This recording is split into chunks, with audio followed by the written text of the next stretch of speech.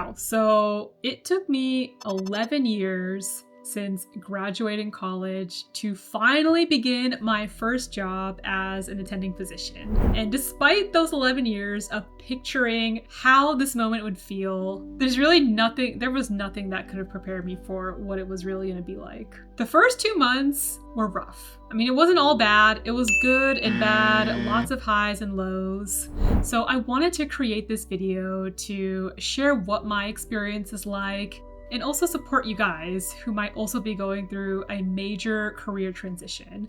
So without further ado, let's dive right in. So the first piece of advice I have is to embrace the slowness. And this really can apply to any job that you're starting. The first couple of days, I was staying at the hospital until like 10 p.m. at night, and it really sucked at the time. But what else do we expect? We're learning a new electronic medical record system, a new set of colleagues, new consultants, a new way of consulting that might be different from your own program. For example, I'm working as a hospitalist right now, and I was perplexed that instead of calling for consults and explaining what your question is, in this hospital, we just place an order on the computer and the consultant just sees the patient, and it's so weird. And on top of that, a lot of consultants will actually put their own orders instead of just telling you what their orders are so you can put it. And my advice for this is to be patient with yourself. At the beginning, everyone is going to be slow.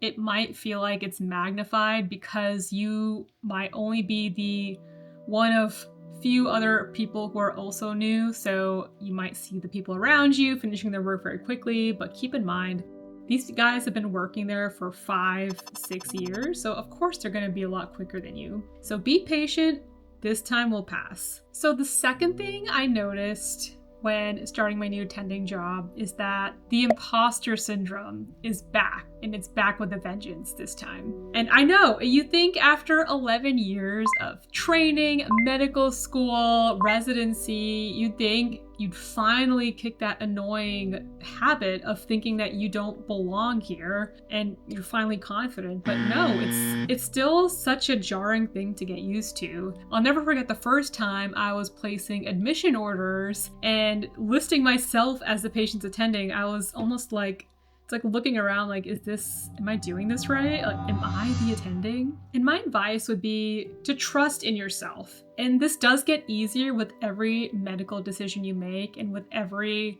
admission you deal with, every patient you discharge, you will get more and more confident. Because think about it. During residency, you were making tough decisions at 3 o'clock in the morning with no sleep. So now, when it comes to being an attending and being well rested, making those decisions are so much more easier. And this is those rare instances where the rigor of the residency schedule is sort of justified. I can't believe I'm saying that. I'm the one who got super burnt out with the residency schedule. But I think the intensity of the workload we were facing during residency makes becoming an attending so much more easier, and I think it helps us to build that confidence. And that is why I will tell medical students to see as many patients as you can. That's the number one piece of advice I will give to anyone who wants to go into the medical field. While you're in training, just pick up as many patients as you can, and don't be afraid to make mistakes,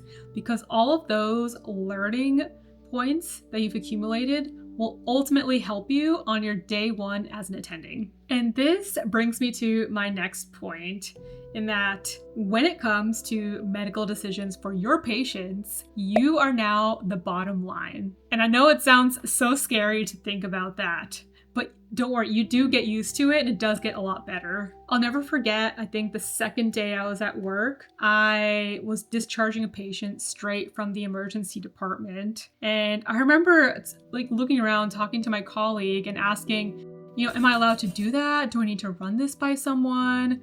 And they just looked at me and they're like, you are the attending for this patient. If you feel it is medically safe and you discuss it with the patient, then that is your decision to make. It's no one else's decision. And I remember being like, that was one of my moments I had that made me realize this is it. I am an attending now. But that being said, don't shy away from discussing complex cases with your colleagues. In fact, that was one thing I noticed on week 1 when I was in the charting room.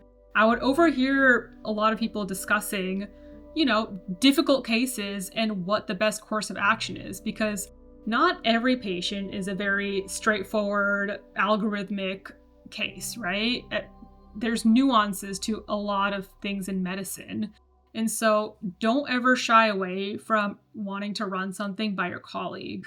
So on that note, I do advise to make friends with the hospitalist consultants around you. And the best way to do that is while you're in your charting room, because usually that's where it's like a major hub for all the doctors to gather. And this is the perfect transition to my next point, which I think pertains more so to residents who are transitioning from being a resident to an attending, and that is loneliness in the workplace. So most residencies, when they do the floor rotations, you're usually in a team of at least 3 other residents or 2 or 3 others, and then you have a army of pharmacy students, medical students, PA students. So your team kind of balloons up to like 6 or 7 people. So the point here is that you're always surrounded by friends and people to run things by, run decisions by, to help you out, especially when you're being bombarded by calls from nurses, families,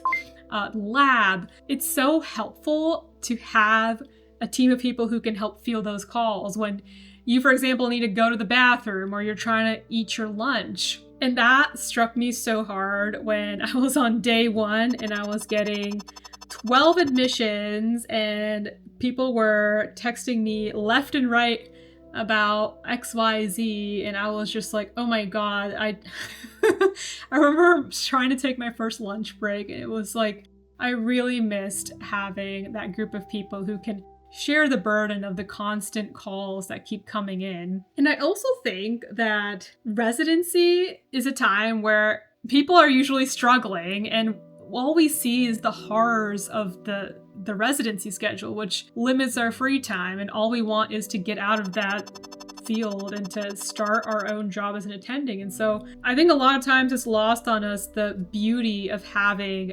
co-residents that are like family to you, because so many hours with them suffering in the hospital. I mean, leaving residency, I truly felt like my co-residents were like my family members. And so going from that feeling to being an attending, and I mean, it's not like I haven't made friends. I have, but the thing is, we're all in a different phase of life now. We're no longer in training, learning mode. We're now just in work mode, and then we got our private lives afterwards. And a lot of people have families now.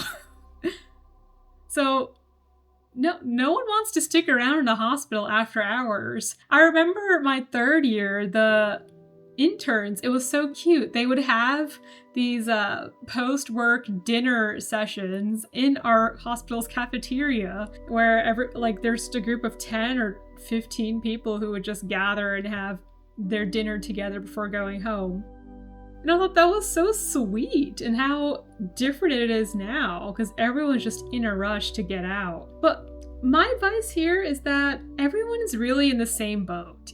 Everyone is feeling a little bit of loneliness in the workplace. And so that being said, it is really easy to make friends when you're in the charting room or in the physician's lounge. So don't think that you can't just go up and introduce yourself to someone, because that was one thing that really struck me on my first couple days, is that people were so open to just introducing themselves and just having small talk. However, my advice is that even though you don't have your cushion of residence, actually being a lone wolf attending is sometimes an easier way to make friends. And that's because with residency, sometimes you get into this clique mentality. Thankfully, in my year of residency, there weren't many cliques. Actually, I don't think there were any cliques at all. But I know with the other years, sometimes that was an issue, and it made it hard to meet new people and connect with your other co-residents. So that is one positive that comes out of being an attending. It's because everyone else is also in that same boat of loneliness in the workplace. And so it becomes that much easier to strike up a conversation and make a new friend.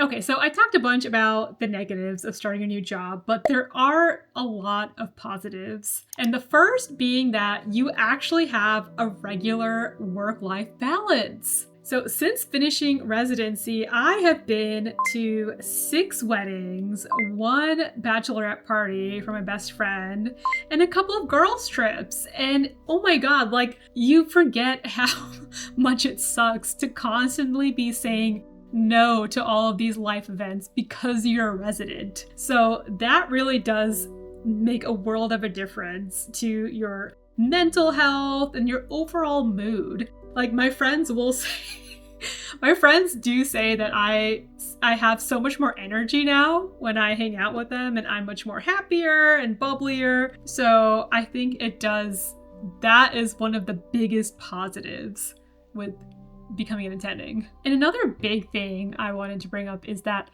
adequate compensation for the demanding parts of your job make it so much more worthwhile. And I don't want this point to be misunderstood. There is no replacement for adequate time off. You should be keeping track of yourself, your mental health, and make sure you are resting adequately. But the point I wanted to make here is that when you're being adequately compensated, the 12 hours of constant nurse calls, dealing with stressful situations, dealing with decompensating patients, becomes so much more easier at the end of the day. So in conclusion, transitions in life are challenging.